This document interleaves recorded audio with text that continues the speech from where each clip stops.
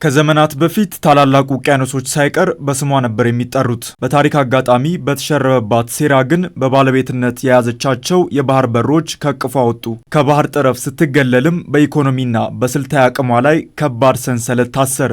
ልጆቿ ባህርና ውቅያኖስን በጥቂት ኪሎ ሜትሮች አሻግረው እያዩ ከመብሰልሰል ውጪ ለምን ብለውም እንዳይጠይቁ ተደረጉ።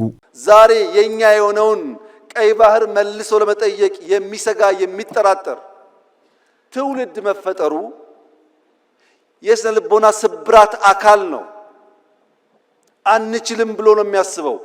እኔ ላረጋግጥላችሁ እወዳለሁ፣ ኢትዮጵያ ትችላለች።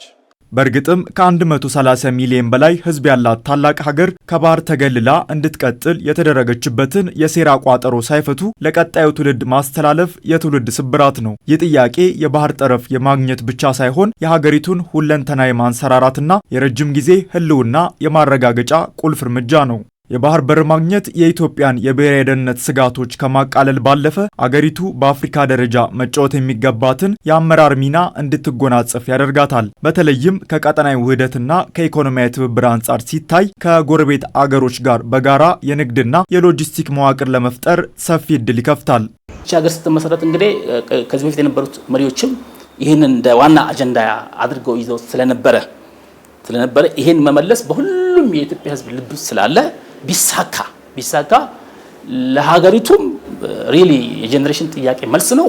ለአካባቢውም ከፍተኛ የሆነ እምርታ ነው የሚያመጣው።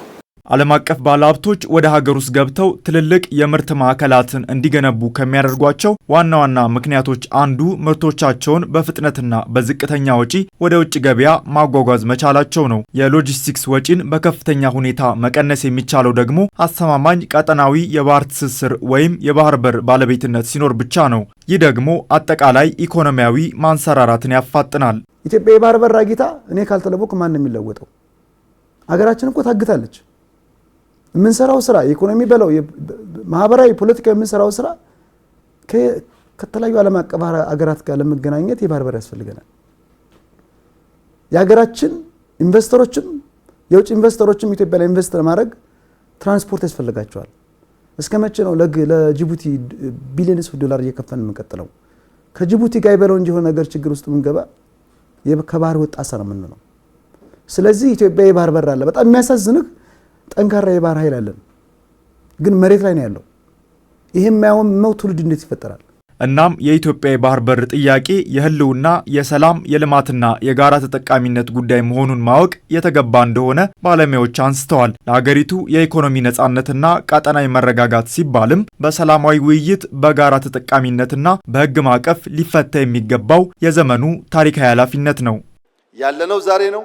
እምናወራው ስለ መውጫ መግቢያ በራችን ነው። ያ መውጫ በር ሲሳካ እዚህ ካለነው ግማሻችን ላንኖር እንችላለን። ነገር ግን ልጆቻችን በተዘጋ ሀገር ውስጥ የሚኖሩ ደሃና ለማኞች ሳይሆኑ የታሪክ ሰሪ ልጆች ሆነው ልማታቸውን አፋጥነው ወንድም ህዝቦች የሚደግፉ ይሆናሉ።